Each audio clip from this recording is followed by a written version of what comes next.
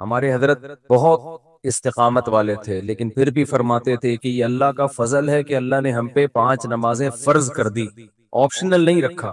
Optional ہوتی ہے نا، اختیاری ہوتی ہیں، تو شاید کوئی بھی نماز نہ ہوتی، ہم سے سوچتے ہی رہتے کہ چلو 5 نمازیں پڑھنا ثواب ہے تو پرسوں سے پڑھیں گے۔ اللہ نے ایسی فرض کی ہے کہ زمین آسمان ادھر سے ادھر ہو جائے، سفر میں ہو، حضر میں ہو، بیماری میں ہو، خوشی میں ہو، غم میں ہو، یہ نہیں چھوڑنی، ٹھیک ہے نا؟ تو مجبور ہے نا، مجبور ہیں بھائی۔ اللہ نے کہا کہ میں کوئی عذر مانوں گا ہی نہیں، سفر ہو کچھ بھی ہو پڑھنی ہے۔ ہم پہ ڈال دی جاتی کہ ٹینشن میں ہو تو چھوڑ دو، خوشی میں ہو تو پڑھ لو۔ تو ہم تو یہی سوچتے رہتے ہیں بھائی ابھی تھکاوٹ ہے، آج رات دیر سے سویا ہوں تو فجر میں اٹھ گئے تو نیند پوری نہیں ہوگی، تو ایسا کریں گے 11 بجے پڑھ لیں گے، یہی سوچتے رہتے۔ اللہ میاں نے کہا کہ رات دیر سے سو، جلدی سو، یہ تمہاری ٹینشن نہیں ہے، یہ تمہاری ٹینشن ہے، یہ میرا مسئلہ نہیں ہے۔ میں نے کہہ دیا ہے فجر کا مطلب فجر ہے، ظہر کا مطلب ظہر ہے، عصر کا مطلب عصر ہے۔ ابھی ہم امریکہ گئے نا، تو جہاز جاتے ہوئے سورج کی سمت میں جا رہا ہوتا ہے، تو ایک نماز بھی نہیں آئی راستے میں۔ ہم نے ظہر پڑھ تو لی، لیکن نہیں بھی پڑھتے تو امریکہ پہنچ کے بھی مل جاتی، کیونکہ سورج کے ساتھ ساتھ چل رہے ہیں۔ واپسی پہ مخالف آ رہے ہیں تو ٹھکا ٹھک نمازیں آ رہی ہیں۔ اب جب ٹھکا ٹھک نماز آ رہی ہے، ایک نماز کا ٹائم، فوراً دوسری نماز، فوراً تیسری نماز، فوراً چوتھی نماز، فوراً پانچویں نماز۔ اور اللہ نے فرض نماز میں کہا ہے کہ کھڑے ہو کے پڑھو، قبلے کی طرف پڑھو۔ یہ ممکن نہیں ہے تو پھر مجبوراً بیٹھ کے پڑھو، لیکن فرض نماز پھر بعد میں لوٹانی چاہیے، کیونکہ فرض نماز اصل میں قیام بھی فرض ہے اور قبلہ رو ہونا بھی فرض ہے۔ تو اب ہمارے ساتھ دوست تھے، انہوں نے کہا کیسے؟ میں نے کہا مجبوراً بھائی پڑھنی پڑے گی، اللہ کا حکم ہے، نماز آپ سفر میں نہیں چھوڑ سکتے۔ اللہ نے 4 کی 2 کی ہی اسی لیے ہے کہ میں نے 4 کی 2 کر دی ہیں، چھوٹی کر دی ہے اس لیے کہ چھوڑنا نہیں ہے، آدھی کر لو۔ چھوڑنے کا آپشن ہوتا تو اللہ پھر کہہ دیتا ٹینشن میں ہو تو چھوڑ دینا، نہیں تو پھر پوری پڑھ لینا، یہ کہتا نا اللہ تعالیٰ۔ اب جب نماز کا ٹائم آیا، ہم نے کہا بھائی کہ نماز پڑھنی ہے، تو وہ نماز میں جہاز میں جگہ کہاں دیتے ہیں؟ خیر ہم نے ریکویسٹ کی تو جگہ آگے، انہوں نے کہا آگے جا کے پڑھ لو۔ تو ہم نے کیا کیا، ہم نے کہا بھائی آج کل ایک ایپ آ رہی ہے جو لوگ جہازوں میں سفر کرتے ہیں، اس کا نام ہے حلال، حلال فری کر کے کچھ ہے، نام بھول گیا میں، بڑا زبردست نام ہے، آپ لوگ نوٹ کر لیں، وہ کبھی جہاز میں سفر ہونا، حلال ٹرپ، حلال ٹرپ، یہ ایپ ڈاؤن لوڈ کر لیں اپنے موبائل میں۔ اور اگر ڈاؤن لوڈ نہیں ہو رہی تو ڈائریکٹ گوگل پہ بھی سرچ کی جا سکتی ہے، حلال ٹرپ گوگل پہ لکھیں تو وہ ایک ویب سائٹ آ جائے گی، وہ کھولیں، وہ آپ سے مانگے گا جہاز کے ٹائمنگ کیا ہے، کدھر سے کدھر جا رہا ہے، کیا تاریخ ہے، آپ اس میں ڈالیں گے، ٹھک کر کے وہ بتا دے گا کہ آپ کی جو گھڑی میں اس وقت ٹائم ہو رہا ہے اس کے مطابق فجر کتنے بجے، ظہر کتنے بجے، عصر کتنے بجے، مغرب کتنے بجے، عشاء کتنے بجے، اور اتنے بجے قبلہ کہاں ہوگا، اتنے بجے قبلہ جہاز میں کس سمت میں ہوگا۔ تو بڑی خاندانی ایپلیکیشن ہے، تو وہ آپ جیسے ہی ڈالیں گے ٹھک کر کے، تو ایک گھڑی آپ ایسی رکھیں جو چینج نہ ہو ٹائم اس کا۔ تو یہ خوب مسئلہ سمجھ لیں کہ جہاز میں آپ کو کھڑے ہو کر نماز پڑھنی ہے، اگر ممکن نہ ہو اجازت نہ دیں پھر مجبوراً بیٹھ کے پڑھیں، لیکن اس نماز کو لوٹا لیں۔ تو ہم نے تو کھڑے ہو کر اجازت مل گئی تھی، ہم نے کہا چلو پڑھتے ہیں۔ اس میں یہ آسانی ہے کہ ظہر اور عصر اکٹھی، لیکن کیسے اکٹھی؟ اس طرح سے اکٹھی کہ ہم نے دیکھا کہ ظہر کا ٹائم ختم ہو رہا ہے، فرض کریں 5 بجے ختم ہو رہا ہے، اور عصر کا ٹائم 5 بجے شروع ہو رہا ہے۔ تو ہم نے کیا کیا، وضو کر لیا، کیونکہ جہاز کے واش روم میں وضو کرنا بھی آسان کام نہیں ہے، تمیز سے وضو کیا کرو، وہاں پہ ایسا کیچڑ نہ کر دو کہ وہ بولیں نمازیوں پہ پابندی لگا دیں، اس میں وضو تمیز سے، پانی نہ گرے۔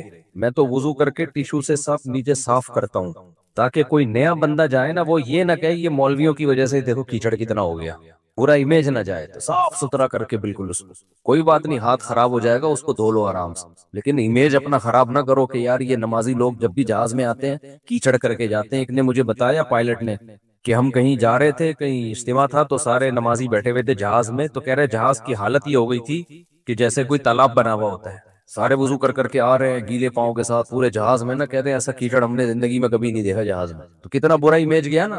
تو اس لیے صفائی ستھرائی کر کے ان کو لگے کہ کوئی بات نہیں یار، اگر یہ وضو کر بھی لیتے ہیں تو واش روم میں ذرہ برابر بھی گندگی نہیں ہوتی، تو صاف ستھرا کر کے نکلو باہر۔ اس بیان ابھی شروع کروں گا، لیکن یہ بھی ضروری بات ہے تاکہ جہازوں میں بھی نمازوں کا اہتمام کریں۔ اللہ کو نماز بہت زیادہ محبوب بھی ہے، اور اللہ کے ہاں جتنی ویلیو نماز کی ہے نا، اتنی کسی حکم کی نہیں ہے۔ اللہ نے نہیں چھوڑی ہے، میں نے دیکھا ہے لوگ جہازوں میں نمازیں گول کر رہے ہیں، ٹرینوں میں نمازیں گول کر رہے ہیں، شاپنگ میں نمازیں، ہو بھائی میدان جنگ میں اللہ کہہ رہا ہے، میدان جنگ میں کہ نہیں اگر تم میدان جنگ میں کھڑے ہو کر پڑھ سکتے تو پیدل پڑھ لو، سواری پہ پڑھ لو، اے اللہ بعد میں پڑھ لیں گے نا، جنگ سے جب فارغ ہو جائیں گے پھر پڑھ لیں گے، ابھی کیا ٹینشن ہے؟ اللہ نے کہا ان الصلاۃ کانت علی المؤمنین کتابا موقوتا، نماز مومنین پر مقررہ اوقات میں فرض ہے، یہ نہیں ہے کہ بعد میں پڑھ لو۔ کتنے آرام سے کہتے ہیں بھی سفر میں ابھی کہاں جائیں کیا کریں، نہیں بھائی، نمازی آدمی زمین آسمان ادھر سے ادھر ہو جائے وہ کہتا ہے بھائی چھوڑنی نہیں ہے، کچھ بھی ہو جائے۔ آج نمازی بھی نمازی ہی نہیں رہے ہیں، تو ہم نے یہ ضرور کیا کہ اس میں وضو بہت مشکل کام ہے، تو اس میں پھر ہم نے یہ کیا کہ بھائی 5 بجے جیسے اپلیکیشن سے پتہ چل گیا شافی وقت کے مطابق 5 بجے ظہر قضا ہو رہی ہے، تو بھائی 4:45 پہ یا 4:50 پہ ہم نے ظہر پڑھ لی، قبلہ رخ کھڑے ہو کر 2 رکعت پڑھی ہے، تھوڑی دیر میں عصر کا ٹائم ہو گیا، اسی وضو سے عصر نمٹا لی، سمجھتے ہو؟ تو یہ اس طرح سے نبی صلی اللہ علیہ وسلم نے نمازوں کو سفر میں جمع کیا ہے۔ اور یہ جو حدیث ہے نا جس میں آتا ہے نبی صلی اللہ علیہ وسلم نے بغیر کسی عذر کے سفر کے نمازیں اکٹھی پڑھی ہیں ظہر عصر کی، تو اس کا بھی یہی مطلب ہے، ایسے اکٹھی نہیں ہے کہ ظہر کو قضا کر دیا ہو یا عصر کو ظہر کے ٹائم پہ پڑھ لیا ہو، ورنہ پھر یہ جو آیت ہے حافظوا علی الصلوات والصلاۃ الوسطی، نمازوں کی حفاظت کرو خصوصاً عصر کی نماز کی، پھر اس کا مطلب کیا ہو گیا؟ اس کا تو پھر مطلب ہی نہیں بنتا کوئی، تو حدیث کی وہ تشریح کی جائے گی جو قرآن سے میچ کر رہی ہو۔ تو اس طرح سے پھر مغرب عشاء بھی ایسے پڑھ سکتے ہیں آپ، مغرب کو ڈیلے کر دیا، عام حالات میں یہ مناسب نہیں ہے، نبی صلی اللہ علیہ وسلم کا معمول نہیں تھا، لیکن کبھی کبھار کوئی عذر ہو تو اس طرح سے ڈیلے کیا جا سکتا ہے۔ تو مغرب کو تھوڑا ڈیلے کیا عشاء کے قریب، صحیح بخاری کی حدیث ہے، اس میں حضرت عبداللہ بن عمر نے اسی طرح جمع کیا ہے کہ مغرب پڑھی تلبث یسیرن، تھوڑی دیر ٹھہرے پھر عشاء پڑھ لی۔ تو اس سے پتہ چلتا ہے کہ جن حدیثوں میں آتا ہے اکٹھی پڑھی ہیں تو ان کا یہ مطلب ہے جو بخاری میں بیان، خیر ابھی یہ ٹاپک نہیں ہے کیونکہ لوگ کہتے ہیں کہ یہ لوگ حدیثوں کو نہیں مانتے، حدیثوں میں تو 2 نمازیں اکٹھی پڑھنے کا ہے، ہم مانتے ہیں اکٹھی، لیکن اکٹھی کا مطلب کیا ہے؟ تو خلاصہ یہ ہے کہ کسی قیمت پہ بھائی نماز قضا بولو مت کرو۔ دیکھو بار بار ایک بات بیان کرتا ہوں، اللہ کے حکم میں آسانی ہے، لچک نہیں ہے، کیونکہ دنیا میں کوئی بھی قانون ساز اپنے قانون کو ہلکا نہیں سمجھتا۔ دنیا میں جو بھی حکومت ہوتی ہے قانون بنائے اور یہ کہے کہ یہ لازم ہے، اس کے بعد پھر وہ لازم نہ کرے، اور تو اس کا مطلب خود اپنے قانون کی ویلیو کو وہ ڈی ویلیو کر رہی ہے نا، یہی مطلب ہو گیا نا۔ دنیا میں کوئی یہ نہیں کرتا، تو اللہ قانون بنائے اور کہے کہ یہ فرض ہے، سفر میں بھی فرض ہے، حضر میں بھی فرض ہے، پھر اللہ کہے چلو میں نے کہہ تو دیا باقی تمہاری مرضی، نا نا نا نا نا نا، صحیح ہے، اللہ نے کہہ دیا اب ہے تو ہے، اب آپشنل نہیں ہے۔ رمضان کی بار بار میں بتاتا ہوں نا، روزے میں مزدور کو بھی روزہ رکھنا پڑے گا، کتنی سخت گرمی ہو، کیونکہ اللہ نے قانون بنا دیا بھائی بیماری میں سفر میں چھوڑ سکتے ہو، اس کا مطلب تیسرا کوئی عذر نہیں ہے، رکھنا پڑے گا۔ تو اس لیے جو فرائض ہے نا، واجبات فرائض، اس میں اللہ کے قانون آسان ضرور ہے، لچکدار نہیں ہے، جب ہے تو ہے۔ اسی میں ایک اور مسئلہ آ گیا عدت کا، کسی عورت کے شوہر کا انتقال ہو جائے، اللہ نے قانون بنا دیا، آسان قانون بنایا، زمانہ جاہلیت میں بہت مشکل تھا، جب کسی عورت کے شوہر کا انتقال ہوتا تھا تو زمانہ جاہلیت میں عورت 2 سال عدت گزارتی تھی، کتنی؟ 2 سال، اور اس 2 سال میں وہ میلی کچیلی رہتی تھی، یہاں تک بھی بعض روایات میں آتا ہے اس کی جگہ کو گندا رکھا جاتا تھا، مینگنیاں لا کے ڈال دی جاتی تھی گند میں رہے۔ اسلام نے اس حکم کو ختم کیا، یہ ظلم ہے عورت کے اوپر، اللہ نے حکم دیا 4 مہینے 10 دن بس، اور اس میں میلی کچیلی نہیں رہے گی، نہائے دھوئے، بس زینت اختیار نہیں کرے گی، زیور نہ پہنے، خوشبو کا استعمال نہ کرے، زینت اختیار نہ کرے، باقی نارمل رہے، گھر سے باہر نہ نکلے وہ۔ ایک صحابیہ نے نبی صلی اللہ علیہ وسلم سے اجازت چاہی کہ بھئی 4 مہینے 10 دن میں یوں کر لوں، میں فلانی جگہ چلے جاؤں، آپ نے فرمایا اللہ تعالیٰ نے تمہیں یہ آسانی دی ہے کہ وہ زمانہ جاہلیت کا حکم اللہ نے منسوخ کر دیا، اب اتنی آسانی دے دی، تو اب اس حکم کو فالو کرنا پڑے گا۔ اب آج کل خواتین کیا کرتی ہیں، شوہر کی ڈیتھ ہوئی، جو دیندار نہیں ہے ان کی تو بات ہی نہیں کر رہا نا، ان کی نظر میں تو عدت ودت کی کوئی 2 ٹکے کی حیثیت ہی نہیں ہے، وہ تو اس کو تقیانوسی حکام سمجھتی ہیں، لیکن جو دیندار ہیں وہ بھی بھائی وہ ڈیتھ ہوئی، شوہر کا چہرہ دیکھنے کے لیے جا رہی ہیں اسپتال، پھر وہ فلانے کے کام سے جانا ہے تو آج فلانے کے کام سے جانا ہے، تو آج یوں کرنا ہے، آج یہ کرنا ہے، یہ فلانے پورشن میں چلی جاتی ہوں، ماموں کے گھر جا کے عدت گزار لیتی ہوں۔ بھائی اللہ تعالیٰ نے جو عدت کے حکام دیے ہیں شوہر کی ڈیتھ ہوتے ہی عورت کی عدت بولو شروع. اور عدت میں دو کام لازمی ہیں، گھر سے نہیں نکلنا ہے، زینت اختیار نہیں کرنی. اب اس میں لوگ ہمیں تنگ کرتے ہیں، یار وہ چہرہ دیکھنے جانا چاہتی ہے ہاسپٹل میں. بھائی شوہر کو گھر لے آؤ. اگر بیوی نے اپنے شوہر کو دیکھنا ہے، میت کو گھر لے آؤ. عورت نہیں روڈ پہ آ سکتی، جنازے کی چارپائی کے پیچھے پیچھے جا رہی ہوتی ہے گھر سے باہر نکل کے.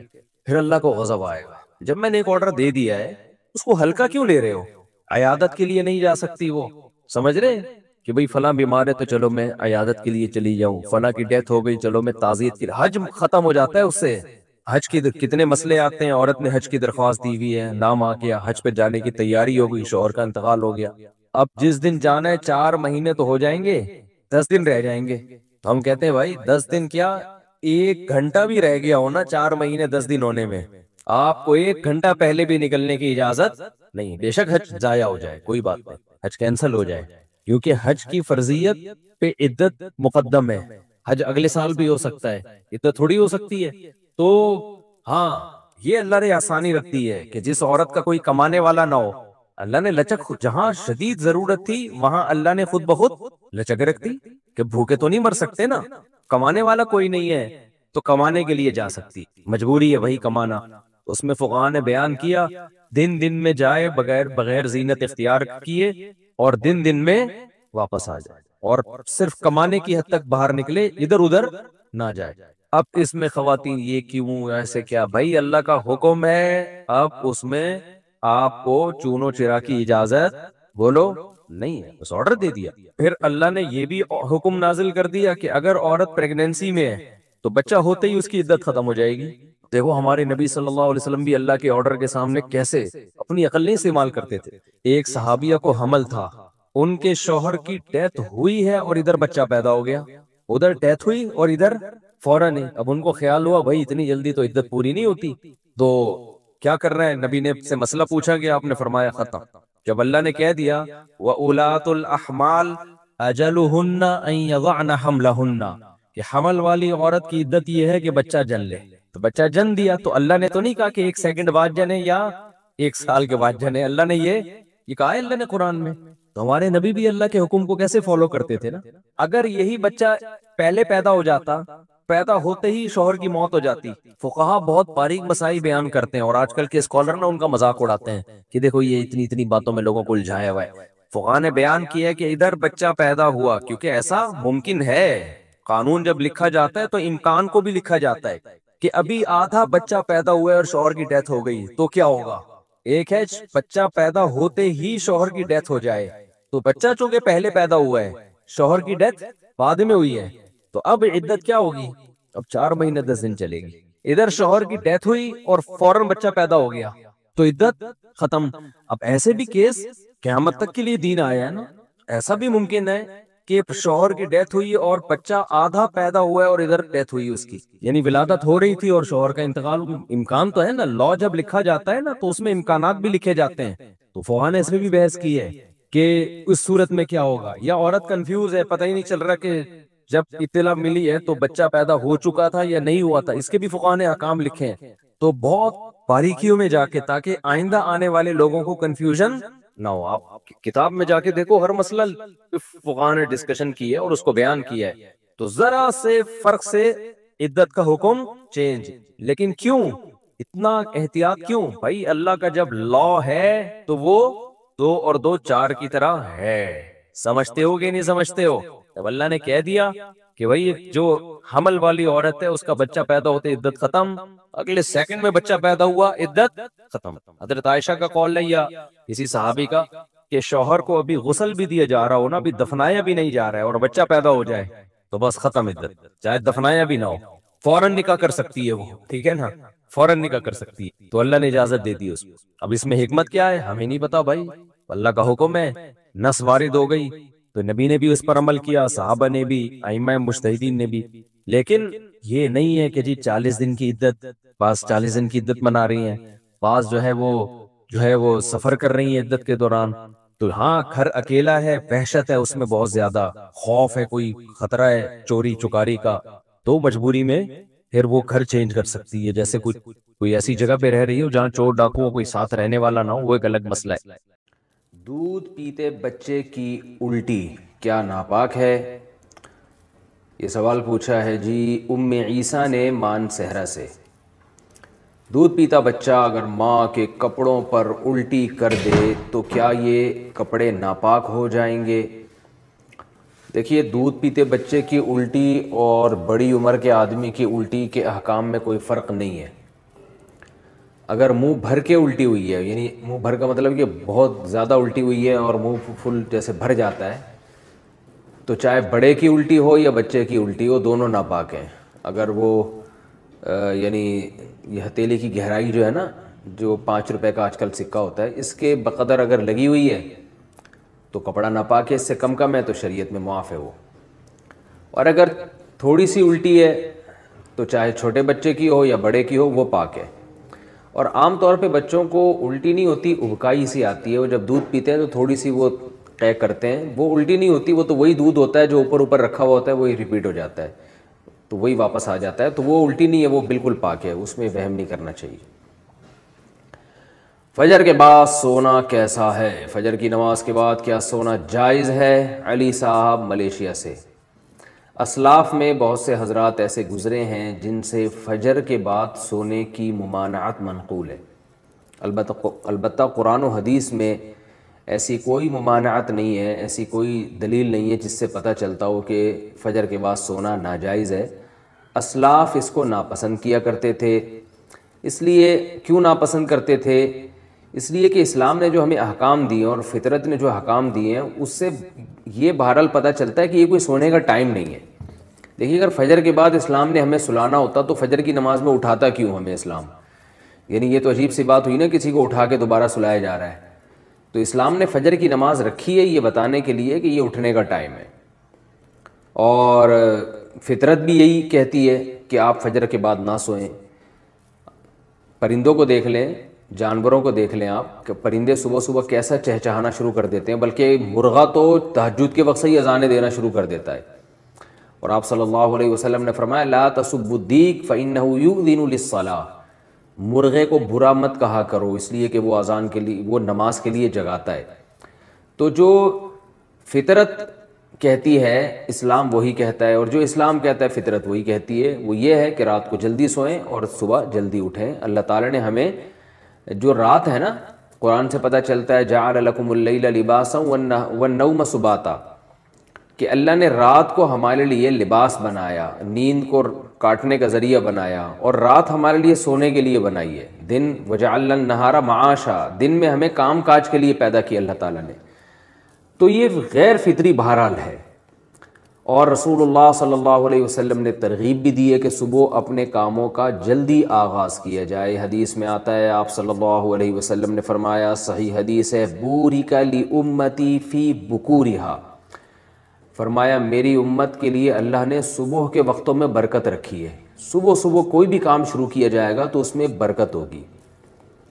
افسوس کے ساتھ کہنا پڑتا ہے کہ بہت سے غیر مسلموں نے اس پر عمل شروع کر دیا۔ چائنا میں آپ دیکھیں لوگ صبح اٹھ جاتے ہیں۔ میں تھائی لینڈ میں تھا، فجر کی نماز کے بعد میں نکلا تو ساری مارکیٹیں کھلی ہوئی تھیں، تو جو کام مسلمانوں کے کرنے کا تھا وہ غیر مسلم کر رہے ہیں۔ ہاں البتہ یہ ہے کہ جب آپ رات جلدی سوئیں اور صبح جلدی اٹھ جائیں تو پھر دوپہر کو قیلولہ کریں۔ سونے کا ٹائم دوپہر کو ہے، اس کی بہت تاکید ہے قرآن و سنت میں۔ قیلوا فإن الشیطان لا یقیل، آپ صلی اللہ علیہ وسلم نے فرمایا قیلولہ کیا کرو، شیطان قیلولہ نہیں کرتا۔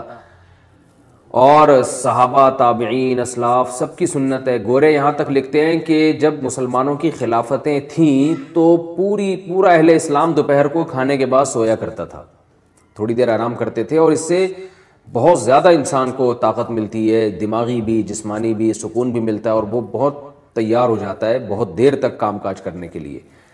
تو جو سونے کا جو نیچرل ٹائم ہے وہ ہے عشاء پڑھتے ہی آپ سو جائیں، اور رات کو بہت جلدی اٹھیں آپ، یعنی 5 6 7 گھنٹے، 5 گھنٹے 6 گھنٹے، کسی کو بہت زیادہ سو لیا تو 7 گھنٹے سو جائے گا، تو 5 6 گھنٹے کی نارملی نیند پوری کرنے کے بعد آپ اٹھ جائیں، اور پھر فجر کی نماز سے 10 15 منٹ پہلے آپ تھوڑی دیر کے لیے ایک شارٹ نیپ جسے کہہ سکتے ہیں، بہت تھوڑی سی دیر آرام وہ کر لیں، وہ بھی سنت ہے۔ یعنی آپ رات بہت جلدی سو گئے، عشاء پڑھتے ہی بہت جلدی رات کو اٹھ گئے آپ، کیونکہ کئی گھنٹوں کی آپ کی نیند پوری ہو جائے گی اگر آپ عشاء کے بعد سوتے ہیں۔ اور پھر فجر کی نماز سے پہلے آپ تھوڑی دیر، اذان کے بعد نماز سے پہلے 10-15 منٹ آپ تھوڑی دیر ہلکی سی نیند لے لیں، اس سے دوبارہ فریش ہو جائیں گے. اس کے بعد پھر آپ دوپہر کو کھانے کے بعد تھوڑی دیر آرام کریں، سوئیں. تو یہ جو نیچرل یعنی سونے کی یہ روٹین ہے، تو یہ بہت اس کی یعنی سنت سے بھی ثابت ہے، صحابہ سے بھی، اسلاف سے بھی. البتہ یہ کوئی فرض واجب نہیں ہے، کیونکہ بعض لوگوں کی روٹین ایسی ہوتی ہے کہ وہ بیچارے رات کو نہیں سو سکتے، ان کے کام نائٹ ڈیوٹی ہے کسی کی، یا کسی کو اسٹڈی کے لیے فرصت ہی اس ٹائم پہ مل رہی ہے، یا اور کوئی ایسا مسئلہ ہے کسی کے ساتھ، تو اس کا کوئی فرض واجب سے تعلق نہیں ہے. تو ایسی کنڈیشن میں اگر کسی کی رات کو نیند پوری نہیں ہو سکتی تو فجر کے بعد بھی وہ سو سکتا ہے، کیونکہ نیند پوری نہ کرنا یہ زیادہ نقصان دہ بنسبت اس کے کہ آپ غلط ٹائم پہ سو کے نیند پوری کر لیں. یہ پھر بھی نسبتاً بہتر ہے، کیونکہ نیند ہی نہیں ہو پھر تو بہت بڑے نقصانات ہو جائیں گے. تو نیند تو روٹی سے زیادہ ضروری چیز ہے. تو اس لیے نیند پوری کرنے کے لیے اگر کسی کو مجبوراً فجر کے بعد سونا پڑتا ہے تو کوئی حرج نہیں ہے اس میں، لیکن نارملی اسلام نے اس کو پسند نہیں کیا ہے، کیونکہ اسلام دین فطرت ہے. تو حلال و حرام سے اس کا تعلق نہیں ہے، بہتر اور مستحب بہرحال یہ نہیں ہے. اور آپ صلی اللہ علیہ وسلم کی ترغیب بھی ہے کہ صبح کے وقت میں اللہ تعالیٰ نے میری امت کے لیے برکت رکھی ہے، تو اپنے کاموں کا فجر کے فوراً بعد سے آغاز کر دینا چاہیے. اور وہ وقت ایسے بھی ذکر و تسبیحات کا وقت ہے، یہ ایکسرسائز کریں آپ اس میں. بڑی خاندانی بات کیا کرتے تھے، آج وہ باتیں ہمیں سمجھ میں آ رہی ہیں. اس وقت تو ہم مدرسے میں ہی رہتے تھے نا، باہر دنیا میں نکلے نہیں تھے، تو ہم کہتے ہیں پتہ نہیں کس قسم کی باتیں کر رہے ہوتی. آج جب دنیا میں نکلے ہیں تو پتہ چلا بھائی بڑی صحیح قسم کی باتیں کر رہے ہوتے. حضرت فرماتے تھے دنیا کی محبت کے 2 شعبے، اصل میں تو 3 شعبے ہیں. جب ہم کہتے ہیں نا دنیا سے محبت نہ کرو، تو اس کے بہت سارے شعبے، لیکن میجر شعبے اس کے 3 ہیں. یہ 3 چیزوں کو کہا جاتا ہے دنیا سے. نمبر 1 حب باہ. باہ کا مطلب شہوت پرستی، ٹھرک، لڑکیوں کو دیکھنے کا ہر وقت، فحش فلمیں کا، اور ہر وقت جو ہے نا حلال پہ کم بخت کو قناعت ہی نہیں ہو رہی ہے. کچھ ایسے ٹھرکی سوسائٹی میں ہوتے ہیں کہ نہیں ہوتے؟ کہیں کوئی انٹی گزر رہی ہو تو گھر تک پہنچا کے آئیں گے اس کو. اپنی بیوی سے بات کرنے کا ٹائم نہیں ہے، ہر ایک کی بیوی کو گھور گھور کے ان سے برداشت ہی نہیں ہوتا. اٹ از کالڈ ٹھرک. یہ حب باہ کہلاتی ہے. کیا کہلاتی ہے؟ اس کو لفظ یاد رکھ لیں، حب باہ. باہ ہونی چاہیے. باہ کہتے ہیں مردانگی کو. یہ باہ تو ضروری چیز ہے صحت کے لیے. یہ نہ ہو تو آدمی شادی کیسے کرے گا، اولاد کیسے ہوگی، بیوی سے محبت کیسے کرے گا. لیکن باہ ایک حد سے آگے تجاوز کرتی ہے تو یہ ٹھرک بن جاتی ہے. یعنی حب باہ کا اردو میں آسان نام لفظ کیا اس کے لیے؟ ٹھرک. نہیں یہ بات سمجھ میں؟ تو باہ تو ہونا ضروری ہے. اگر باہ ہی ختم ہو جائے گی تو پھر تو آدمی نہیں رہے گا نا، وہ تو پجامہ ٹائپ کی چیز بن جائے گا بالکل. لیکن حب باہ کہتے ہیں ٹھرک کو. ایک ہوتی ہے ٹھرک حد سے بڑی بھی. کہیں بھی کوئی لڑکی نظر آ رہی ہے تو ٹھرک کے علاوہ کسی اور نیت سے دیکھتا ہی نہیں ہے اس کو. ہوتے ہیں ایسے سوسائٹی میں لوگ، ان کا علاج بھی کرنا پڑتا ہے، ان کو چھڑوانا پڑتا ہے، کچھ دن عورتوں سے دور رکھنا پڑتا ہے. کسی کو لڑکوں کی ٹھڑک بھی اللہ معاف فرمائے تو بہت ہی غلیظ ٹھڑک ہے، یہ بھی پڑ جاتی ہے کسی کو. تو اتنی ہو کنٹرول میں، شہوت کنٹرولڈ ہونی چاہیے. آپ کو حلال اور حرام کا فرق ہونا چاہیے. تو جس کے اندر یہ ٹھڑک ہے تو اس کو بھی تصوف کی اصطلاح میں کہا جاتا ہے یہ دنیا کی محبت کا مریض ہے. ہوتے ہیں کچھ لوگ ایسے، نماز بھی پڑھ رہے ہیں، روزے بھی رکھ رہے ہیں، زکاتیں بھی دے رہے ہیں، اللہ اللہ بھی کر رہے ہیں، مگر کہتے ہیں بھائی عورت ہماری مجبوری ہے. بھائی وہ کیا کہتے ہیں بھائی؟ تو بس وہ کہیں بھی ایسے میں نے دیکھا کاؤنسلنگ کرنے والے نیک لوگ کسی خاتون کو سمجھا رہے ہیں کہ اپنے شوہر سے محبت کرو. اتنی محبت سے سمجھایا کہ عورت کو اس سے محبت ہو گئی، کیونکہ اس مرد کے اندر ٹھڑک تھی. یہ سمجھاتے ہوئے اس کی نیت کیا تھی؟ خراب. بعض لوگ ہوتے ہیں تمیز سے سمجھا رہے ہوتے ہیں، ایسے ایٹیٹیوڈ عورت کے سامنے پیش کر رہے ہوتے ہیں تو عورت اس سے متاثر ہو جائے. تو بتاتے نہیں ہیں کہ ہم برے ہیں، لیکن ایٹیٹیوڈ سے لگتا ہے کہ بھائی تم 2 نمبر آدمی ہو. تم کیا ہو؟ ایک آدمی کہا میں کسی داڑھی والے کے پاس اپنی بیگم کو لے کر گیا تاکہ وہ میری بیگم کو سمجھائے. وہ داڑھی والا کہہ رہا ہے آدھا گھنٹہ تک میری بیگم ہی کو دیکھتا رہا کم بخت. کہہ رہا مجھے اتنا غصہ آیا. تو میں نے کہا تم پہلے تحقیق تو کر لو کہ کس کے پاس لے کے جانا ہے، کس کے پاس لے کے نہیں جانا. سمجھواؤ اس آدمی سے رہے ہو جس کے بارے میں خود خطرہ ہے. گئی اتنا نہ سمجھا، ایسا نہ ہو یہ سمجھا کے اپنے ساتھ ہی لے جائے. بعض لوگ سمجھانے کے لیے گھر پہنچ جاتے ہیں. تو ٹھڑک کہ بھائی جو اللہ نے آپ کے لیے بنائی ہے وہ آپ کی ہے، باقیوں سے نا امید، ختم، ہماری کچھ نہیں لگتی، ایسی کی تیسی جاؤ بھائی. یہ ٹھڑک جس دن ختم ہو گئی تو اس کا مطلب دنیا کی محبت 1/3 آپ کے اندر ختم، 1/3 آپ انسان کے بچے بن گئے۔ دوسرا شعبہ حب مال، پیسے کی ٹھڑک۔ پیسے کی محبت بری نہیں ہے، یہ نیچرل ہے، کیونکہ پیسوں سے بہت ساری ضرورتیں پوری ہوتی ہیں انسان کی۔ محبت نہ ہوگی تو کمائے گا کیسے؟ ایک آدمی کو نوٹ اچھے ہی نہیں لگتے تو وہ صبح جائے گا کمائے گا، مزدوری کرے گا وہ؟ تو اسلام نے یہ نہیں کہا کہ پیسے سے محبت نہ کرو، وَإِنَّهُ لِحُبِّ الْخَيْرِ لَشَدِيدٌ، خیر کہا اللہ نے، اس سے بے شمار ضرورت پوری ہوتی ہے۔ جیسے باہ کی محبت بری چیز نہیں ہے، ٹھڑک بری چیز ہے، ایک لمٹ میں ہونی چاہیے، ایسے ہی پیسے کی محبت بھی بری چیز بولو نہیں ہے، نیچرل ہے۔ کوئی کہتا ہے نا کسی عالم کے دل میں پیسے کی طلب ہی نہیں ہے، جھوٹ بولتا ہے وہ۔ کیوں نہیں ہے بھائی طلب؟ یہ کیسے ممکن ہے کہ ایک عالم دین و بزرگ کو پیسے کی طلب ہی ختم ہو جائے؟ وہ کھائے گا کہاں سے؟ بھیک مانگے گا لوگوں سے؟ بیوی بچوں پہ کیسے خرچ کرے گا؟ پڑھائے گا کیسے اپنی اولاد کو؟ اور شادیاں کیسے کرے گا؟ ایک نہیں ہوتی، 2-3 کہاں سے کرے گا وہ؟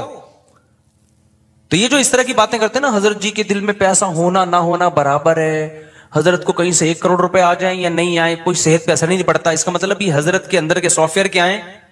یہ اپڈیٹ ہی نہیں ہے۔ یہ ایسے ہی جیسے ہمارے حضرت اتنے نیک ہیں، کوئی عورت گزر جائے، حسینائیں آ جائیں، کوئی کچھ ہوتا ہی نہیں ہے، بھائی حضرت نہیں ہے، یہ کچھ اور چیز فلم ہے، یہ کیس کچھ کیا ہے، یہ کچھ الگ کیس ہے، ان کو علاج کی ضرورت ہے۔ میں اکثر لطیفہ سناتا رہتا ہوں، وہ پرانا ہو گیا بہت، اب دوبارہ سنا دیتا ہوں۔ وہ ایک دیہاتی کسی مولوی صاحب کے پاس گیا کہ مولوی صاحب متقی، بار بار قرآن کہتے ہیں متقی جنت میں جائیں گے، متقی جنتی، متقی کسے کہتے ہیں؟ وہ بیچارے دیہاتی مولوی تھے، انہوں نے کہا متقی اسے بولتے ہیں جو حسینائیں گزر جائیں، بال ہلاتی ہوئی لہلاتی ہوئی، اسے کچھ بھی نہیں، اتنا نیک ہے، اسے کوئی فیلنگ ہی پیدا نہیں ہوتی۔ تو وہ بیچارہ دیہاتی، اس نے بولا اچھا اس کو تو ہماری زبان میں اس کو تو ہجڑا بولتے ہیں، تو جنت صرف ہجڑوں کے لیے بنی ہے کیا؟ تو وہ مولوی صاحب نے غلط ایکسپلین کیا، بھائی جب عورت کا اس طرح ہوگا تو انسان کے جذبات تو پیدا ہوتے ہیں۔ ٹھڑک کا مطلب یہ ہوتا ہے حد سے بڑھی ہوئی، حلال اور حرام میں رغبت پیدا ہونا تو نیچرل ہے، اس رغبت کو پورا مت کرو، اس کو کنٹرول میں رکھو۔ دیکھو کوئی آدمی اپنے پیسوں سے نہاری کھا رہا ہے، خوشبو سے آپ کو بھی دماغ ہو جاتا ہے بعض دفعہ، یار ہوٹل سے ہم گزر رہے ہوتے ہیں نا، بڑی زبردست سی خوشبو آتی ہے، بعض دفعہ ہمیں بڑی خوشبو آئی تو کیا کرتے ہیں ہم؟ آگے نکل جاتے ہیں بس، اور کیا ہے۔ اب خوشبو بڑی زبردست ہے، آپ نے اس سے پلیٹ چھین کے کھانا شروع کر دیا، یار بڑی زبردست، میں اسے برداشت نہیں ہو رہا۔ اگلا کہے گا برداشت نہیں ہو رہا تو برداشت کر بھائی، تو یا تو اپنے پیسوں سے خرید کے کھا لے، کہہ رہے پیسے نہیں ہے تو پھر برداشت کر بھائی۔ تو یہ ہے ٹھڑک، یہ کیا کہلاتی ہے؟ ڈھکن کھلا، بس خوشبو آئی اور دیگ میں گھس گئے، یہ نہیں دیکھ رہے کہ یہ دیگ کا ڈھکن میرے لیے کھلا ہے یا کسی اور کے لیے کھولا گیا ہے۔ ہوتے ہیں بعض لوگ ندیدے، ہوتے ہیں نا بعض لوگ ندیدے، کوئی بھی کھا رہا ہے شادیوں میں، ادھر چلے گئے، بھائی قورمے کی جب دیگ کھلے گی تو خوشبو آئے گی، اچھی بھی لگے گی، یہاں تک نیچرل ہے۔ خوشبو ہی نہیں آ رہی تو ناک خراب ہے، خوشبو آ رہی اچھی نہیں لگ رہی تو قورمے کا ذوق ہی نہیں ہے تمہارا، تم وہی سگریٹ اور پان گٹکے ہی کھایا کرو جا کے، تو ذوق ہی نہیں ہے تمہارا، ذوق خراب ہو گیا ہے۔ تو اسی طرح یاد رکھو، جیسے شہوت ایک لمٹ میں، یہ صحت کی علامت ہے، لمٹ کراس کرے گی تو یہ ٹھڑک ہے، اسی طرح پیسے کی محبت ایک لمٹ میں، یہ صحت مند ہونے کی، دماغ صحیح کام کر رہا ہے، اس کی علامت ہے، آپ کے فطرت سلیمہ پر ہونے کی علامت ہے۔ جس میں یہ محبت ہے ہی نہیں پیسے کی ذرا سی بھی، اس کا مطلب بھائی یہ پاگل ہے، اس کا دماغ، پاگلوں میں محبت بچوں میں تھوڑی ہوتی ہے۔ بچوں کو، جو بالکل چھوٹا بچہ جس کو پیسے کا نہ پتا ہو، 5000 کا نوٹ پکڑاؤ، 5 روپے پکڑاؤ، اسے کوئی فرق، وہ کھانا شروع کر دیتا ہے، ایسے ہی کرتا ہے نا، پھاڑ دیتا ہے وہ۔ لیکن ایک ہے ٹھڑک پیسے کی، وہ ٹھڑک کیا ہے؟ حلال حرام کی پرواہ کیے بغیر کمانا، ہر وقت اس کی فکر کو مسلط کر لینا، پتہ بھی ہے دنیا مسافر خانہ ہے، لہذا پیسہ مل جائے اچھی بات ہے، نہیں ملا تو کوئی بات نہیں، روکھی سوکھی سا گزارا کر لیں گے۔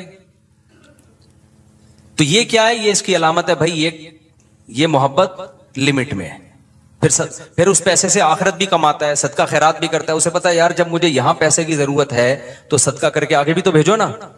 یہ کیا بات ہے، ہزاروں سال جہاں رہنے ہیں وہاں تو پیسہ انویسٹ کر نہیں رہا، اور جہاں تھوڑے دن رہنا ہے ادھر بنائے چلا جا رہا ہے، تو یہ بھی ٹھڑک ہے، یہ محبت نہیں ہے، بلکہ یہ حد سے بڑی ہوئی محبت. اور تیسری چیز جس کو حب دنیا کہا جاتا ہے وہ ہے شہرت کا شوق. ہر جگہ میری ٹانگ اونچی رہے. اس میں بھی ایک جائز ہے, ہر شخص چاہتا ہے کہ میری عزت ہو, یہ بری چیز نہیں ہے. اپنی بےزتی پہ بےزتی محسوس ہر ایک کو ہوتی ہے, یہ بری چیز نہیں ہے. جن لوگوں کو اپنی بےزتی پہ بےزتی محسوس نہیں ہوتی نا, وہ عزت دار لوگ نہیں ہوتے, وہ نارمل لوگ نہیں ہوتے, وہ پھر بےزتی ہوتے ہیں. وہ جیسے ایک آدمی کسی علاقے میں گیا اور آ کے کہتا ہے شکر ہے میری اس علاقے میں عزت نہیں ہے. لوگوں نے پوچھا اس میں شکر کی کیا بات, کہہ رہے اگر عزت ہوتی تو آج میری بہت زیادہ بےزتی ہو چکی تھی, لیکن بےزتی ہوئی ہے لیکن وہ مجھے محسوس نہیں ہوئی کیونکہ میری پہلے سے عزت ہے ہی نہیں. عزت تمام نعمتوں میں سب سے بڑی نعمت ہے, سمجھ رہے ہو؟ سب سے بڑی نعمت کیا ہے؟ عزت. لیکن لہذا اس عزت کو عربی میں کہتے ہیں جاہ. وجیح سنا ہے نا لفظ, وجاہت والا. تو اور دوسرا لفظ سمجھا تو جاہ. تو ایک جاہ کی محبت کی ایک نیچرل ہے, کوئی بھی بچہ بھی اپنی بے عزتی پسند نہیں کرتا, لیکن یہ جاہ لمٹ میں ہوگی تو ٹھیک ہے, لمٹ کراس کرے گی تو کیا ہے پھر یہ حب جاہ کہلاتی ہے, ہوس کہلاتی ہے. اس کو تصوف کی اصطلاح میں کہتے ہیں حب جاہ کا مریض ہے. کیا مطلب؟ جہاں کا موقع نہیں آپ وہاں بھی جاہ تلاش کرنے کی فکر میں لگے ہوئے ہو. مثال کے طور پر آپ کے بڑے بیٹھے ہوئے ہیں, کوئی ڈیبیٹ ہو رہی ہے, وہ بڑے بات کر رہے ہیں, آپ کو یہ لگا کہ یار میں یہ تو سارا یہ بحث کر کے سارا کریڈٹ ان کو چلا جائے گا, تو میں بھی اپنی موجودگی کا احساس دلاؤں کہ مجھے بھی پتا ہے یہ سب مجھے بھی آتا ہے. آپ نے وہاں بیچ میں بولنا شروع کر دیا. یہ حد سے بڑی ہوئی محبت ہے جہاں کی, یہ بدتمیزی ہے. بھائی تم چپ کر جاؤ, بیٹھے ہوئے ہیں بڑے, وہ سمجھا دیں گے. آپ کسی ڈاکٹر کے پاس جاؤ نا, بعض دفعہ ڈاکٹر سے کچھ پوچھ رہے ہو, ڈاکٹر چپ بیٹھا تو دوسرا بولنا شروع کر دیتا ہے لمبی. ابے تو چپ کر جا, ہم پوچھ کس سے رہے ہیں؟ اینکروں میں بھی دیکھا ہوگا نا, کبھی کسی حکیم کو ڈاکٹر کو بلائے, انٹرویو لے رہے ہیں, اس کو کم بولنے دے رہے ہیں, خود کیا کر رہے ہیں یہ بتانے کے لیے ہمیں زیادہ پتا ہے, یہ بے وقوف ہم نے ویسے ہی بلا لیا بٹھا کے. یہ حد سے بڑی ہوئی جاہ ہے, اس کو کہتے ہیں حب جاہ. اس کو کیا کہتے ہیں؟ یہ لفظ یاد رکھ لیں, حب مال, حب جاہ, حب با, یہ یاد رکھیں. یہ آپ کو سوسائٹی میں اس کے مریض بہت نظر آئیں گے, بلکہ سوسائٹی میں مت دیکھو, سب سے پہلے کس کو دیکھو کہ میں تو کہیں اس کا مریض نہیں ہوں, میرے اندر تو یہ بیماری نہیں ہے. سمجھتے ہو کہ نہیں سمجھتے؟ میرے اندر تو بیماری نہیں ہے یہ. تو اب اس میں کیا ہوتا ہے کہ یہ جو حب جاہ کا مسئلہ ہے نا, یہ بہت کامن ہے. مذہبی اسکالرز میں تو بہت زیادہ ہوتا ہے. یہ جو کہتے ہیں نا ابو حنیفہ کی تقلید نہیں کرو, مطلب کیا ہوتا ہے کہ یار لوگ مجتہدین کے پیچھے جائیں گے تو ہمارا منجن نہیں بکے گا, ہم سے کون فتویٰ لے گا پھر. مقلد کہہ دیتا ہے آرام سے, بھائی میرے پاس علم کم ہے, میں ابو حنیفہ کو فالو کرتا ہوں, میں امام شافعی کو فالو کرتا ہوں, بھائی ہم کیا ہے, ہم ان کے مقابلے میں کیا ہیں, جاہل ہیں. وہ مان لیتا ہے آرام سے. آج کل کے مذہبی اسکالر نہیں مانتے, وہ یہ منہ سے پھوٹ دیں کہ ہم محقق نہیں ہیں, تو لوگ کہیں گے جب نہیں ہو تو پھر کیا کر رہے ہو بیٹھ کے یہاں پہ. لہذا وہ ہوتے نہیں ہیں, لیکن ٹانگ اونچی رکھنے کے لیے بڑی بڑی پھینکتے ہیں کہ ہم ہیں, ہم ہیں, ہم ہیں, ہم ہیں, ہم ہیں. میں مانتا ہوں ان میں کچھ صحیح لوگ بھی ہوتے ہیں, سارے برے نہیں ہوتے. میجورٹی حب جاہ کی مریض ہوتی ہے. میجورٹی کس کی مریض ہوتی ہے؟ حب جاہ, کہ میری طرف آؤ, میری طرف آؤ. یہ بڑی بھی محبت ہے, یہ وہ نہیں ہے جو نیچرل ہے, یہ ہوس ہے, یہ عزت کی ہوس ہے. اور اللہ کو عزت کی ہوس پسند نہیں ہے. قرآن کہتا ہے تلک الدار الاخرہ نجعلها للذین لا یریدون علوا فی الارض, ہم آخرت اسی کو دیں گے جو زمین میں اپنی برتری نہیں چاہتے. یہاں برتری سے ناجائز برتری مراد ہے, ہر جگہ اپنی ٹانگ اونچی رکھنا. مجھے یاد ایک دفعہ میں کہیں گیا, کوئی علماء بیٹھے ہوئے تھے, عرب علماء تھے, تو وہ عربی میں بات کر رہے تھے, کچھ سلام دعا ہو رہی تھی, میں بھی کچھ بات چیت, تو ایک لڑکا نو عمر بیٹھا, وہ بیچ میں بولنا شروع, سوال مجھ سے پوچھ رہے ہیں, جواب کون دے رہا ہے وہ. تو میں نے بعد میں اس کو الگ سے سمجھایا, میں نے کہا آپ میں حب جاہ کی بیماری ہے. کیا ہے؟ میں نے کہا انسان کو اپنی بیماریوں کا خود پتا نہیں چلتا. جب سوال مجھ سے پوچھ رہے ہیں اور اس کی وجہ سے میں خاموش کی, کیونکہ میں بھی بولوں گا تو وہ بولیں گے یار ان کو کیا ہے, یہ ادھر بھی بول رہا ہے یہ بھی بول رہا ہے, ان کو تمیز نہیں بات کرنے کی. بولتا تو ایک ہی آدمی ہے نا. ہم تو چپ بیٹھ گئے پھر کہ یار برا امیج جائے گا, اگلا چپ نہیں ہو رہا. حالانکہ وہ جواب صحیح دے رہا تھا. بھائی آپ سے جب پوچھا نہیں ہے تو صحیح اور غلط کی بات ہی نہیں ہے نا. آپ اپنی موجودگی کا کیوں احساس دلا رہے ہو کہ میں بھی ہوں, مجھے بھی آتا ہے. چھوڑ دو, آپ کو جو پاتا ہوگا بتا, یہ پوچھیں گے بتا دینا. ہمارے فرمایا کرتے تھے قاری لوگ نا مغرب کی نماز میں قل اللہ احد نہیں پڑھتے. بہت سے قاری کیا کرتے ہیں, مغرب کی نماز میں آپ جو ہے نا سنت قرات کیا ہے, قصار مفصل میں سے پڑھا جائے, اذا زلزلت الارض زلزالہا, یہ جو آخری چھوٹی صورتیں, افضل یہ ہے, کبھی کبھار اس کے خلاف بھی ہو. فرماتے تھے قاری لوگ کیا کرتے ہیں, مغرب میں سورہ بقرہ سے سورہ آل عمران سے بتانے کے لیے کہ ہمیں یہاں سے بھی آتا ہے. قاریوں سے بدگمان نہ ہو, ضروری نہیں ان کی یہ نیت تو, حضرت تو تربیت کا عنصر غالب تھا نا, اور قاری لوگ بیٹھتے بھی تھے تربیت کے لیے, حضرت کو بتا رہے تھے کہ لیکن یہ بعض دفعہ یہ نیت واقعی ہوتی ہے کہ قل اللہ پڑھ لیں گے تو لوگ بولیں گے قل اللہ تو ہمیں بھی آتی ہے یار, وہ پڑھو, لوگ کہیں باقی بھائی اس کو وہ آتا ہے جو ہمیں نہیں آتا, تو سنت قرات چھوڑ دیتے ہیں اس چکر میں. تو اور جو ہے وہ مجھے یاد ہے ایک دفعہ میرا بیان تھا کہیں نا, ابھی تو میں بہت مشہور ہو گیا, پہلے اتنا مشہور نہیں تھا, میرا بیان تھا, بڑا استقبال ہوا وہیں, تو مجھ سے پہلے ایک اور خطیب صاحب پہنچ گئے. اچھا میں تو چاہ رہا تھا کہ میں ناغا کروں, جب یہ کر لیں بیان تو اچھا ہے, کیونکہ بیان کرنے میں گلا دکھتا ہے آدمی کا, بھائی 1 گھنٹہ بولنا پڑتا ہے. تو میں جب وہاں پہنچا تو وہ پہنچے ہوئے تھے پہلے, مجھے بڑی خوشی ہوئی کہ چلو بیان کس کا ہوگا, ان کا ہوگا. میں بیٹھ گیا آرام سے, لوگوں نے کہا نہیں جی ان کا ہوگا, مولوی صاحب مجھے لے رہے ہیں. اب مجھے لگا کہ وہ جو خطیب صاحب تھے, غیبت اس لیے نہیں ہے کسی کو نہیں پتا, میں بہت عرصے بعد ہی اس لیے بھی واقعہ سناتا ہوں کہ اب کوئی جس کا واقعہ اس کو بھی نہ پتا چلے, کیونکہ مقصد کسی کو رسوا کرنا نہیں. مجھے لگا کہ ان کے نا چہرے پہ ہوائیاں, ان کو بڑی سخت تکلیف ہوئی کہ یہ کیا ہو گیا, یہ ان کا کیوں ہو رہا ہے. تو مجھے لگا کہ یار آپ دین کی خدمت کے لیے اگر آئے ہو تو اس سے کیا ہوتا ہے کہ میں نے کر لیا یا اچھا, میں تو اس لیے خوش ہو رہا تھا کہ میں واقعی تھکا ہوا تھا, میں چاہ رہا تھا کہ انہی کا ہو, مجھے تو خوشی ہو رہی تھی. میں نے وہاں لوگوں سے کہا, میں نے کہا بھائی میں نہیں کروں گا بیان, یہ ان کا بیان میں بیٹھ کے سنوں گا. مجھے بہت بول کے اس زمانے میں بہت زیادہ بیانات ہوتے تھے, اور یہ اسپیکر کے اتنے اچھے سسٹم بھی نہیں, طبیعت سے گلا پھاڑنا پڑتا تھا. لیکن مجھے پھر اپنے شیخ کی یہ بات یاد آئی کہ یہ کوشش کرنا کہ ہر جگہ میری بات چلے, ہر جگہ میرا بیان لوگ سنیں, حالانکہ آپ کو پتا ہے کہ فلاں آپ سے اچھی بات کر سکتا ہے لیکن نہیں, اس کو کٹا کے خود, یہ کیا ہے, اٹ از کالڈ حب جاہ. یہ عمل کیا کہلاتا ہے, حب جاہ.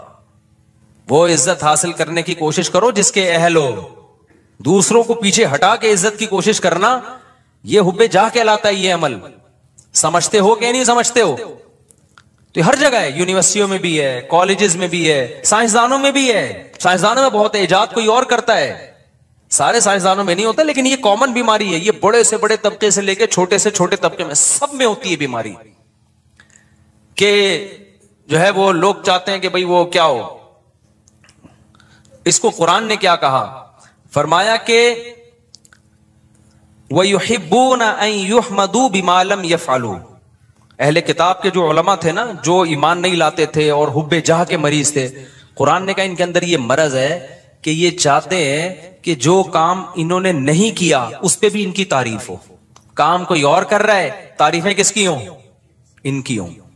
یہ عمل کیا کہلاتا ہے, حب, یاد کر لو نا یار, کچھ تصوف کی اصطلاحات ہے, حب جاہ کہلاتا ہے. اصطلاحات یاد کرنے کا فائدہ یہ ہوتا ہے جب چیز نظر آئے گی آپ بولیں گے یہ وہی ہے بھائی, یہ ٹھرک ٹھیک ہے, یہ ٹھرک ہے, یہ حب مال ہے, اور یہ حب جائے.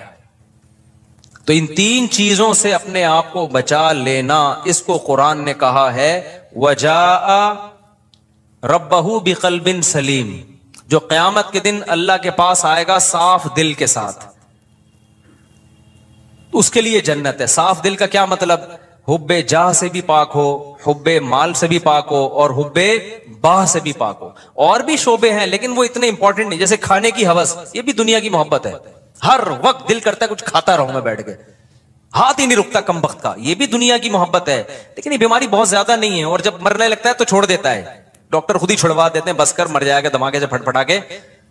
روزہ ہی نہیں رکھا جاتا کبھی, بہت سے لوگ سے روزہ نہیں رکھا جاتا, کہہ رہے ہیں ہمیں تو بھائی ہر وقت کچھ نہ کچھ. یہ بھی حب, اس کو حب جاہ نہیں کہتے, یعنی خواہشات کا غلام ہے. تو خواہشات کے بہت سارے شعبے ہیں, ہر خواہش میں لمٹ, لیکن 3 شعبے بہت بڑے ہیں.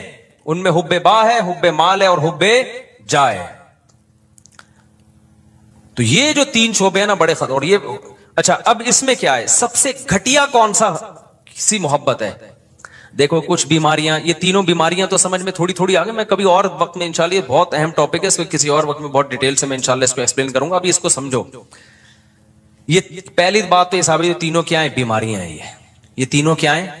یہ نارمل ہونے کی علامت نہیں، یہ تینوں ٹھرک ہیں، اور یہ انسان کا سکون سب سے پہلے کیا کرتی ہیں؟ برباد۔ جن میں یہ تین بیماریاں آ گئی نا، اب حب جاہ آ گئی نا، وہ اسی میں لگا رہے گا، میری ٹانگ سب سے اونچی۔ اور ظاہر ہے نہیں ایسا ہوتا بھائی، آپ کی ساری تمنائیں، پھر ذرا ذرا سی بات پہ غصہ کرتا ہے، تکبر میں جاتا ہے، اوٹ پٹانگ حرکتیں شروع کر دیتا ہے۔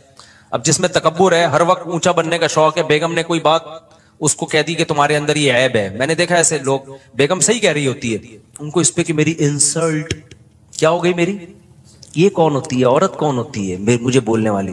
یار تیرے اندر اگر یہ عیب ہے، تیری بیوی نے بتا دیا تو بول، میں اس پہ کیا کروں گا؟ غور کروں گا۔ اچھی بات ہے یار، نہیں بیگم نے کیوں بول دیا؟ اور عورتوں میں بھی ہوتا ہے یہ صحیح، واقعی اس میں خرابی ہے، میاں نے بول دیا کہ بھائی یہ آپ کے اندر خرابی ہے، تو تھوڑا سا غور کر لو، ہو سکتا ہے صحیح کہہ رہا ہوں۔ نہیں جی، میرے اندر تو کوئی خرابی ہو ہی نہیں سکتی۔ ہمارے گارڈ نے مجھے بتایا کہ آپ کی قرات میں غلطی ہے۔ میں نے کہا بھائی کیا غلطی ہے؟ انہوں نے کہا بھائی آپ جو پڑھتے ہیں نا فجعلہم کعصف مأکول، ماء پہ قلقلہ کر رہے ہیں، ماء پہ جھٹکا نہیں ہے۔ تو میں نے کہا یار بڑی نوازش، اللہ جزائے خیر دے، میں کتنے عرصے سے غلط، مجھے خیال نہیں تھا، مأکول نہیں پڑھا جاتا، یہ ماء جھٹکا نہیں آئے گا اس پہ، تو غلط پڑھ رہا تھا میں، اسے مجھے بتا دیا، میں نے کہا زندہ باد زند۔ اب جیسی اگر وہ مجھے کہتا استاد جی آپ کی قرات میں نے غلطی آ رہی، میں کہوں ایک دم مجھے ناک سے دھواں اور کان سے دھواں نکلنا شروع ہو جائے، میں بولوں میں نے 3 سال مفتی رشید احمد صاحب کیا امامت کی، حضرت بہت سخت تجوید کے، وہ سخت تھے نا، ذرا سی دائیں بائیں غلطی نہیں کرنے دیتے، انہوں نے میری غلطی نہیں نکالی، میں نے فلاں سے پڑھا فلاں سے پڑھا اتنے عرصے سے، کسی نے آج تک نہیں کہا، ایک دم دھواں نکل لے لال شرخ، تو غلطی بھی غلطی رہے گی، اور صحت ڈپریشن میں کون جائے گا؟ وہ نہیں جائے گا، وہ کہے گا ٹھیک ہے بھائی آپ پڑھتے رہو، یہی کہے گا، ڈپریشن میں کون جائے گا؟ میں جاؤں گا۔ تو میں نے بولا بھائی ہم نے یہ دعویٰ ہی نہیں کیا کہ ہم سے کوئی غلطی نہیں ہو سکتی، بھائی ہم نے غلطی ہو رہی ہے تو میں نے کہا بتاؤ یار، انہوں نے کہا فجعلہم کعصف مأکول، جھٹکا لے کے پڑھ رہے ہیں، میں نے کہا چلو آئندہ دوبارہ پڑھوں تو بتانا۔ پھر ایک اور لفظ ہے علیہم نار مؤصدہ، یہاں بھی میں جھٹکا لے رہا تھا، مؤصدہ، اس نے کہا استاد جی آپ نے غلطی ٹھیک نہیں کی ہے، پھر وہی میں نے کہا مجھے زبان پہ وہ چڑھ گیا ہے وہی لفظ، آج علم تارا میں نے جان کر پڑھی، پھر میں نے مأکول پہ جھٹکا نہیں کیا، میں نے کہا یار تھوڑا پریکٹس کرتا ہوں اس میں۔ تو اگر میں یوں کرتا ہوں، میں کہتا ہوں ایسے، میں نے دیکھا حب جاہ کے مریضوں کو نا ایک دم دھواں نکلنا شروع ہو جاتا ہے، جب آپ ان کو غلطی بتاؤ نا ایک دم نیلے پیلے، ایک دم ناک ایسی پھول جاتی ہے ان کی، تو پھر وہ موٹیویشنل اسپیکر کو سنتے ہیں، ڈپریشن کیسے ختم کی جائے، وہ موٹیویشنل اسپیکر سن رہے ہوتے ہیں، ابے تو اپنا تکبر فرعونیت ختم کر، فرعونیت ختم کر، تو کیوں اپنے آپ کو نیک سمجھ رہا ہے؟ بھائی ہم نیک نہیں ہے، سیدھی سی بات ہے، ہم آڑے ترچے ٹیڑے میڑے ہیں، تو کوشش کر رہے ہیں، اب آپ کہیں نیک نہیں ہے تو پھر یہاں بیٹھے ہوئے کوشش کر رہے ہیں بھائی نیک بننے کی، یہ نہیں کہہ رہا کہ میں برے ہیں ہم، میں تو یہ کہہ رہا ہوں ہم یہ دعویٰ نہیں کر رہے کہ ہم کیا ہیں، نیک ہیں، ہم تو بھائی سیدھے سادے سے انسان ہیں، کوشش کرتے ہیں برائیوں سے بچنے کی، اور اگر اللہ نہ کرے کبھی برائی ہو جائے تو کوشش کرتے ہیں بھائی اس کو توبہ کریں، کوئی غلطی ہم سے ایسے معقول بھی تو غلطی ہو گئی نا، کوئی بتا دے گا تو کوشش کریں گے اس کو سیٹ کر لیں، تو بڑے بڑے دعوے ہی نہ کرو بھائی، نہ اپنے آپ کو بہت بڑا فنٹر سمجھو، نارمل سمجھو گے تو لائف کو کیا کرو گے، انجوائے۔ جہاں یہ سمجھ لیا کہ میں کوئی الگ ہی فلم ہوں، ڈپریشن، اسٹریس تک اور ٹینشنیں آپ کو آ کے گھیر لیں گی بھائی، عذاب میں پڑ جاؤ گے، مصیبتوں میں پھنس جاؤ گے آپ، نہ پھوں پھاں بناؤ اپنی۔ ہاں جتنا اللہ نے مرتبہ دیا ہے وہ ٹھیک ہے، جتنا اللہ نے دیا، ہر آدمی کا ایک اسٹیٹس ہوتا ہے، وہ نیچرل ہے، اس سے آگے نکلنے کی کوشش، یہ اسٹیٹس تو اللہ نے کسی کو دیا ہی نہیں ہے کہ تم سے غلطی نہیں ہو سکتی، یہ تو ناممکن ہے، یہ کیوں سمجھ رہے ہو اپنے آپ کو؟ سمجھتے ہو کہ نہیں سمجھتے؟ تو اب ان تینوں بیماریاں، پہلے تو یہ اپنا عقیدہ بنا لو کہ یہ 3 دل کی بیماریاں، حب جاہ، حب مال اور حب باہ۔ اس میں علماء کا جو صوفیہ کرام جو ایک بات کہتے ہیں، کیونکہ تصوف کے موضوعات ہیں یہ، اس میں صوفیہ کرام نے ایک بڑی خاندانی، ہمارے حضرت بھی فرمایا کرتے تھے کہ ان میں سب سے مشکل علاج حب جاہ کا ہے، माल की मोहब्बत, बाह की मोहब्बत, इसका इलाज आसान है। ठरकी होता है ना, औरत के थोड़े दिन दूर रखो, अल्लाह अल्लाह करवाओ, ठीक हो जाता है। शादी करने से भी बहुत फर्क पड़ जाता है। उस यानी हुब्बे बाह का आसान है। उससे ज्यादा मुश्किल इलाज किसका है? हुब्बे माल का। सबसे मुश्किल इलाज किसका है? हुब्बे जा। ये जो टांग ऊंची रखने का शौक है ना, हर जगह मैं, ये मैं सबसे मुश्किल से निकलती है इंसान की, और अल्लाह को सबसे नफरत इस मैं से है। लेकिन कुछ बीमारियां का इलाज मुश्किल होता है, लेकिन वो घटिया नहीं होती। कुछ बीमारियों का इलाज आसान होता है, लेकिन होती वो बहुत घटिया है। मिसाल के तौर पर आपको शुगर है जी, लोगों ने आप पॉडकास्ट में आपका जो है इंटरव्यू ले जा रहा है, सर आपको कोई बीमारी तो नहीं है, आपको शुगर तो नहीं है, आप चाय में चीनी डाल रहे हैं, आप क्या मुझे थोड़ी सी शुगर है, मैं थोड़ा चीनी से क्या करता हूं, अवॉइड करता हूं। इससे कोई बेइज्जती नहीं होगी आपकी। क्या ख्याल है भाई? अगर पॉडकास्ट में आपसे पूछे, सर आपको कोई प्रॉब्लम तो नहीं है, आप थोड़ा हिल रहे हैं, कि मुझे बवासीर है असल में, बेइज्जती का खतरा है या नहीं है? क्या ख्याल है भाई? तो शर्माता है आदमी। और आसान, पॉडकास्ट छोड़ो, रिश्ता लेने गए ना, यहां बहुत अच्छी तरह समझ में आता है। रिश्ता लेने गए, लड़की वाले ने पूछा आप क्या करते हैं? मैं ये करता हूं। आपको कोई बीमारी तो नहीं है? देखें मेरे ना, मुझे एक थोड़ी सी वो बीमारी ये है कि शुगर में वैसे कंट्रोल में रखता हूं, लेकिन मुझे कोई ऐसा मसला नहीं है। बहुत ज्यादा शुगर बोलेगा तो फिर इनकार कर देंगे ना, लेकिन ये कि थोड़ा बहुत कभी कभार शुगर, लेकिन वो कंट्रोल में चल जाएगा। आपने गया, आपको क्या बीमारी? मुझे बवासीर रहती है हर वक्त। मुझे क्या रहती है हर वक्त? अब ये घटिया समझी जाती है। नामर्द होना भी घटिया समझा जाता है। तभी किसी पैगंबर को कोई घटिया बीमारी नहीं हुई है, समझ रहे? पैगंबरों को बुखार होते हैं, पैगंबरों को खांसी भी हो सकती है, और भी बीमारियां हुई हैं। कोई पैगंबर नामर्द, क्योंकि मर्द के लिए नामर्दानगी वाली जो बीमारी है ये घटिया समझी जाती है सोसाइटी में। अल्लाह पैगंबरों को इस ऐप से क्या रखते हैं? वो ऐप जिससे उनकी इज्जत कम हो जाए, उस ऐप से अल्लाह पाक रखते हैं पैगंबरों को, ताकि इनकी सोसाइटी में इज्जत रहे, इज्जत रहे इनकी सोसाइटी में। पैगंबरों को बरस की बीमारी नहीं होती, कोढ़ की बीमारी नहीं होती। तो अब ये खूब अच्छी तरह समझो कि ये जो तीन बीमारियां हैं ना, हुब्बे बा, हुब्बे जा और हुब्बे माल, इनमें सबसे मुश्किल इलाज है हुब्बे जा का। लेकिन सबसे घटिया बीमारी जो है ना, गंदी पलीद, वो हुब्बे माल है। हुब्बे बाह भी नहीं है वो। समझ में आ रही है बात? ये उलमा का इजमा है कि वो क्या है? हुब्बे माल। वजह उसकी ये कि इंसान फरारी से दिल बहला रहा है तो खिलौना ना भाई। वो जो हुब्बे जा का मरीज है ना, वो इंसानों की नजर में बड़ी बनने की कोशिश कर रहा है। तो इंसान की तो एक वैल्यू है भाई, इंसान ही नजर की नजर में तो इज्जत चाहता है। ये इज्जत का भूखा है, तो इज्जतदार इज्जत तो चाहता है ना ये। और ये किस पे? खिलौनों पे मर रहा है, मिट्टी की बनी हुई चीजों पे मर रहा है। तो ये घटिया मरीज है। और आज इस घटियापन को एक फैशन बना के पेश किया जाता है। मेरा बंगला, मेरी गाड़ी। अबे तू क्या खिलौने दिखा रहा है लोगों को? तू आदमी है यार। तू अपने नॉलेज शेयर कर लोगों के साथ कि मेरे पास ये डिग्री है, मुझे ये अवार्ड मिला है, सलूट करने का दिल करेगा। तू गाड़ियां दिखा रहा है अपनी, तू दिखा रहा है मेरी ये साइकिल है, मेरी ये बाइक है, मेरी ये गाड़ी है। एक तो होता है वैसे ही कोई अपनी इजहार नेमत के लिए दिखा रहा हो, वो बुरा नहीं है। यहां दिखा रहे होते हैं शो मारने के लिए कि ये कामयाबी है, मैं दुनिया का कामयाब इंसान हूं, मेरे पास ये गाड़ी है, मेरे पास लैंड क्रूजर है, मैं कामयाब। फजूल बात कर रहा है। तो बुलंद ज़ौक़े नजर नहीं है जो मरने वालों पे मर रहा है। मिट्टी के खिलौने हैं मेरे भाई। ये अगर इतनी कमाल की चीजें तो कारून और फिरौन वाली हरकतें कर रहा है तो छिछोरपना। मूसा अलैहिस्सलाम अल्लाह के कलीम, कोहे तूर पर मूसा से अल्लाह की बातें हो रही हैं, अल्लाह का पैगाम लेकर आए, और फिरौन क्या छिछोरपने पे आया हुआ था? ये हा उलाइल अन्हारु तजरी मिन तहती, ये मेरा बंगला है, ये मेरा, वही बातें कर, ये मेरी सवारी है, ये मेरे नहरें हैं। मूसा के पास तो कुछ भी नहीं है। कोई ढंग की बात की उसने? अल्लाह कहेगा ये कलीमुल्लाह है भाई। ये कलीमुल्लाह है, ये मेरा पैगंबर है, ये तौरात लेकर आएगा, ये अल्लाह का पैगाम लेकर आएगा। और फिरौन क्या दो टके की बातें कर रहा है? वही घटिया सोच, ये मेरी गाड़ी है, ये मेरे बागात हैं, हा उलाइल अन्हारु तजरी मिन तहती, मेरे जो एक्चुअली जो मेरा महल है ना, जो मेरा जो पैलेस है, उसमें 20 नहरें हैं। ये वही एक आबशार मैंने अलग बनाई है, ये वाली आबशार मैंने अलग बनवाई है, फला इंजीनियर से बनवाई, फला से बनवाई। ये تو اس کو کیا کہا جائے گا بھائی؟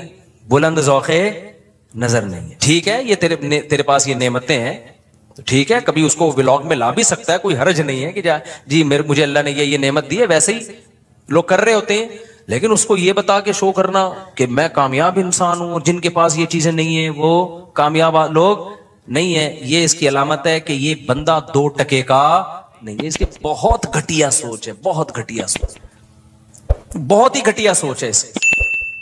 تو اس لیے میری جب ریوو پہ لوگ کرتے ہیں سب شو مار رہے ہیں, تو میں کہتا ہوں یار اس چیز پہ مجھے الزام لگاؤ جس پہ مجھے فخر ہو, جس پہ کیا ہو, فخر ہو. ہماری نظر میں میری جو اپنی دل کی کیفیت آپ کو بتا رہا ہوں, یہ شو نہیں مار رہا, میری کیفیت ہے بھائی 2 ٹکے کی اوقات نہیں ہے, کچھ بھی نہیں ہے یہ. لیکن جو غریبوں والی سوچ رکھنے والے لوگ ہیں نا, ان کی نظر میں یہ بہت عظیم نعمت ہے, تبھی وہ سمجھتے ہیں کہ اس پہ شو ماری جا رہی ہے. تو یہ کچھ بھی نہیں ہے, بنگلے, گاڑیاں, یہ شو مارنے والی چیزیں. میں شو جو مارتا ہوں نا, بچوں پہ مارتا ہوں, بیگموں پہ مارتا ہوں. 4 ہیں, تو بتا کتنی ہے.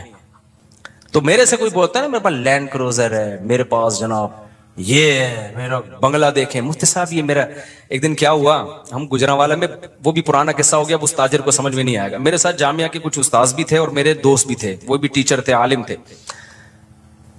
پرانی بات ہے, ہم لاہور میں گئے, وہ بہت بڑا کروڑ پتی تاجر, وہ اپنے ہوٹل کا مجھے وزٹ کرا رہا ہے. یہ میرا بزنس ہے نا مفتی صاحب, بڑا بیچارہ فخر, یعنی ایک اس میں نعمت کے طور پر, یہ میرا بزنس ہے, بڑا کروڑوں کا بزنس اس کا نا, ہمارا 2 ٹکے کا نہیں تھا اس ٹائم پہ. اچھا یہ میرا بزنس ہے. میں الحمدللہ کبھی متاثر نہیں ہوتا ان چیزوں سے, احساس متاثر مطلب احساس کمتری میں نہیں آتا کبھی. میں اس کو کہہ رہا تھا ماشاءاللہ اللہ اور برکت دے, خوشی ہو رہی تھی مجھے کہ اچھا اللہ نے اس کو اتنا نوازا ہے. پھر اس نے اپنا گھر دکھایا, یہ میرا گھر ہے, بہت بڑا گھر تھا بھائی, بڑا لگژری, ظاہر کروڑ پتی تاجر تھا وہ. جب سارا سیٹ اپ ہو گیا نا, ہمارے ایک دوست کھڑے ہوئے تھے, میں نے ایسے میں بیویاں کتنی ہیں, تو اس نے کہا 1 ہے. میں نے کہا پھر کیا فائدہ, اسٹائل سے بولا نا, اس کی سمجھ میں نہیں آیا. اور یہ جو میرے ساتھ دوست تھے نا, 1 مہینے تک ہنستے رہے ہیں. یہ کہہ رہے یار اس کی 2 ٹکے کی ویلیو آپ نے 1 منٹ میں اس کو 2 ٹکے کا نہیں چھوڑا آپ نے. اور یہ جامعہ آنے کے بعد سبق میں بھی ہنستے رہے. کہہ رہے مجھے جواب پہ نہیں ہے, مفتی صاحب کو جو میرے بارے میں کہتے یار جو مولانا طارق صاحب کو جو اسٹائل تھا نا, اس اسٹائل سے لگا کہ یہ 1 گھنٹے سے اپنا ہوٹل دکھا رہا ہے, اپنا بزنس دکھا رہا ہے, اپنی فیکٹریاں دکھا رہا ہے, اپنے بنگلے دکھا رہا ہے, اور اس بندے پہ 5 روپے کا بھی اثر نہیں ہو رہا. اور آخر میں جس اسٹائل سے اس نے بولا میرے بارے میں کہا, بولے بیویاں کتنی, اس نے کہا 1. میں نے کہا پھر کیا فائدہ ہے, کیا شو مار رہے ہو. اس وقت ہماری 3 تھی, ہم نے کہا کیا کر رہے ہیں, اس سے ہم بہتر ہیں. نہ ہمارے پاس یہ ہوٹل ہے, نہ ہمارے پاس یہ بنگلہ ہے, نہ ہمارے پاس یہ, ابے نیچرل لائف تو ہماری ہے میرے بھائی. کیا کرنا ہے تم نے, کتنا کھا لے گا, پراٹھا, انڈا, ملائی, اس کے علاوہ چوتھی کیا چیز کھائے گا بھائی. تو وہ ہم بھی کھا لیتے ہیں یار, ہمارا اتنا بڑا ہوٹل نہیں ہے, لیکن پراٹھا بھی کھا لیتے ہیں, انڈا بھی کھا لیتے ہیں, ملائی بھی کھا لیتے ہیں. جس دن مکھن کھانے کا دل چاہے مکھن بھی کھا لیتے ہیں, نہیں تو انڈے چھولے کھا لیتے ہیں ہم. دوپہر ہم بھی دال چاول کھا لیتے ہیں, تو بریانی کھا لے گا تو ہم کبھی دال چاول کھائیں گے. بریانی دوست بریانی کھائی بھی نہیں جاتی انسان سے. کیا ہے اتنا بڑا تیرا بنگلہ ہو گیا, اتنی گاڑی, ابے کیا گاڑی, اوبر میں چلے جاؤ, رکشے میں چلے جاؤ, 2-4 دن کے بعد عادی ہو جاتا ہے آدمی. کیا مسئلہ ہے اس میں, اتنی بڑی گاڑی کے کیا کرنا ہے, بٹن دبانے سے. اب تو بٹن دبا یوں کھول لے شیشہ, اس پہ فخر ہوتے ہیں, بٹن دباؤ شیشہ اوپر جا رہا ہے, بٹن دبایا. ابے بھائی بٹن لیس بھی اگر ہو گئے نا, دیکھنے سے شیشہ نیچے جا رہا ہو, پھر بھی دوسری بیوی شیشے سے کیا ہے, بہتر ہے. یہ کیا خیال ہے. میرے پاس FX گاڑی تھی نا, وہ یوں کرتا تھا اس کو, پھر بھی اوپر نہیں جاتا تھا. اتنی پرانی گاڑی تھی اس وقت میرے پاس, اس کا وہ کنڈا میں گھماتا تھا, پھر بھی شیشے کی مرضی ہے اوپر جائے یا نہیں جائے. پھر بھی ہم کیا کر رہے تھے, ہم نے کہا پھر بھی ہم کیا ہیں, ہم خوش ہیں الحمدللہ. تو جب میں نے اس کو اتنا, اس لاہور کے تاجر نے مجھے اپنا وزٹ کرایا, کروڑوں اربوں, میں نے آخر مجھے بیویاں کتنی ہیں, اس نے کہا نا 1. میں نے کہا پھر کیا فائدہ یار, گھنٹے سے تو ہمارا ٹائم ضائع کر رہے ہیں اللہ کے بندے. تو ہمارے استاذ ہیں وہ, ان کو جو میرے دوست بھی ہیں, ان کو جامعہ کے استاذ ہیں, ان کو میرے اسٹائل پر نا فی البدیہی جواب پر اتنی ہنسی آئی. کہہ رہا یار اس بندے کی شکر ہے اس نے وہ سمجھا نہیں میری بات کو نا, کہ اس کے مینٹل لیول سے اوپر کی چیزیں تھی.